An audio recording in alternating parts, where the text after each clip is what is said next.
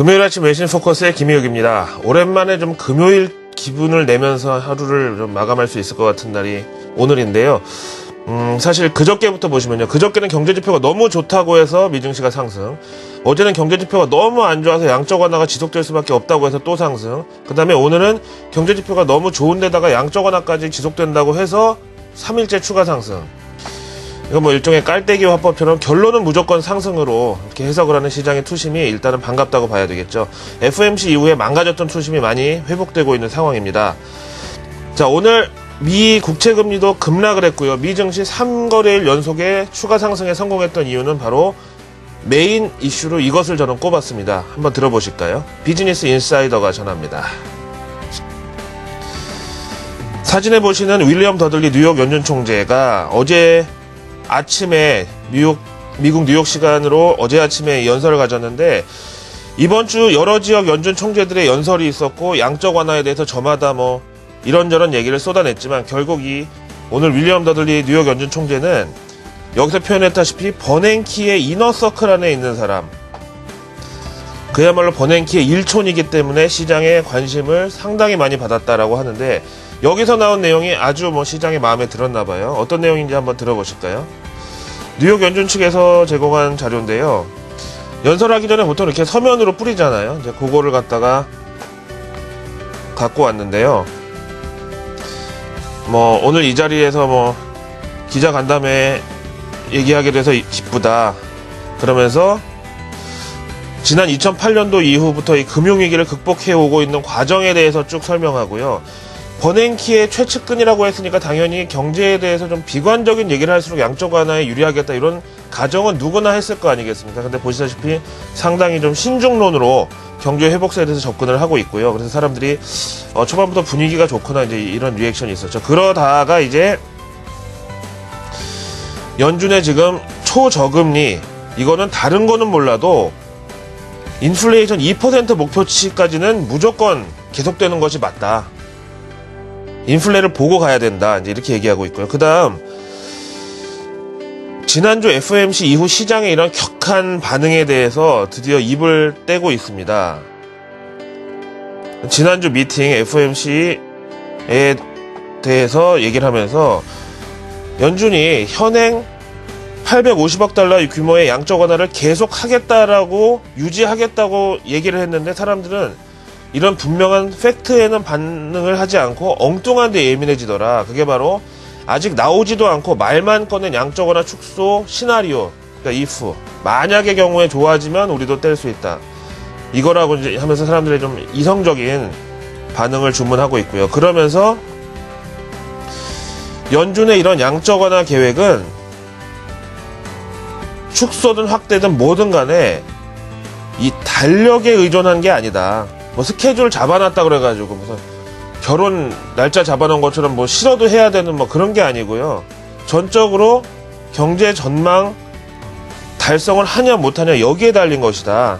따라서 지금은 연말에 양적 완화 축소하겠다고 말해도 결국 경제 지표가 어제 GDP처럼 못 따라와주면은 하시라도 그런 계획은 변경 가능하다. 바로 이 부분이 오늘 연설의 핵심입니다. 그리고 마지막으로 이제 고용시장에 대해서 얘기를 하면서 특히 중요한 게 고용하고 이제 성장률이다라고 얘기를 하고 있습니다. 그래서 이게 만약에 FOMC 아웃룩, FOMC 전망에 못 미친다면은 양적 완화는 기간이 얼마든지 간에 계속 연장될 수 있다라는 점을 강조했습니다. 오늘 미증시 어차피 개장 초부터 여러 경제지표 호조 때문에 상승 출발하려고 신발끈을 막 꽉 조여매고 있었긴 했지만, 여기서 윌리엄 더들리 총재 연설이 또 한 번 느낌표를 강하게 찍어줬고요. 사람들은 양적 완화 축소 없을 것이라는 자신감에 또 한 번 힘을 실었습니다. 그런데 여기에 아주 격하게 반응한 것은 증시보다 오히려 미국 국채 시장이었는데요. 국채금리 한번 보실까요? 어제 1% 후반대 하락한 데 이어서 오늘도 역시 2.68% 추가 하락하면서 10년 만기 국채금리 2.5% 밑으로 떨어졌습니다. 연준이 양적 완화의 골자는 결국 채권 매입인데, 채권을 앞으로도 더욱 보유량을 늘려줄 것이라는 기대에 따라서 지금 채권 가격은 많이 내려와 있고 수익률은 올라 있는데, 지금 우리가 국채를 다시 사야지 나중에 혜택을 받을 수 있다, 수익을 창출할 수 있다, 이런 기대감에 국채 수요가 몰렸고 국채 수익률은 떨어졌습니다. 다음 앞에서 말씀드린 대로 오늘 어차피 경제지표 때문에 미증시 상승하려고 막 꿈틀대고 있었다고 말씀드렸는데 그 중에 하나가 바로 미국의 개인 소득과 지출입니다. 어떻게 보면 이제 같은 표현이라고 봐야 되겠죠. 소득하고 지출이 연관될 수밖에 없는 상황이죠. 미 상무부 측에서 직접 제공한 자료로 보시죠. 미국의 개인 소득 지출 현황 5월분. 지난 5월 당시 미국의 개인 소득이 0.5% 증가를 해서 694억 달러로 집계가 됐네요. 그래서 당초 전문가들 예상치 0.2% 증가를 2배 넘게 상회했습니다. 뭐 비율이기 때문에 뭐 2배 넘었다고 해서 뭐 큰 의미는 사실 없지만 어쨌든 예상을 상회했다는 거고요. 다음에 미 개인들의 소비 지출은 0.3% 증가를 기록해서 약간 높았던 예상치 0.4%는 미달했지만 양호했습니다. 사실 지난 4월 말부터 미 개인 소비나 그 소매 판매 같은 게 늘어나기 시작했기 때문에 약간 기대치가 높았는데요. 그러니까 여기에 약간 미스를 하긴 했지만 그래도 소득이 0.5% 늘었고 소비가 0.3% 늘었고 누가 봐도 좀 견조한 상황이고요. 그 이유에 대해서 보니까요. 개인 저축률이 전월 3%에서 5월에는 3.2%를 기록했다. 그래서 소득은 0.5% 늘었는데 소비는 0.3%밖에 안 늘은 이유가 개인 저축률로 결국은 가서 이것도 또 긍정적인 게 개인들은 증가한 소득을 소비에도 활용했지만 또 절반에 조금 못 미치는 비율 정도는 저축을 한 것으로 나타났습니다. 그 다음에 이제 4월에 0.3% 하락했던 개인 소비 물가는요, 이번 5월 결과에서 0.1%가 상승을 한 것으로 나왔네요.